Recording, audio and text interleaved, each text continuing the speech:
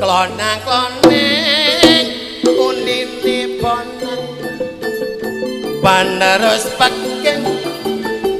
siter lan gampang klonang-kloneng unine kenyang iku kabeh jenenge gamelan aku jeneng Cak Kamal sing manya gendang nek nabuwe tangane jepaplang suarane banter kaya suarane gendrang tapi sing ngrungokno mesti pikire girang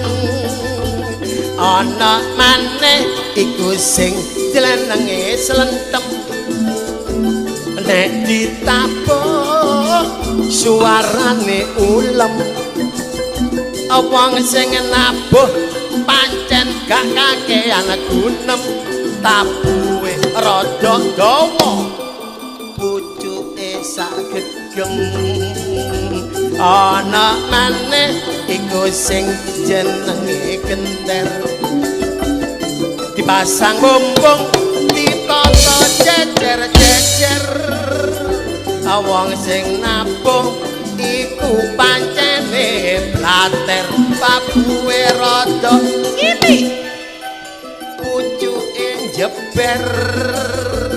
ana maneh iku sing jenenge peking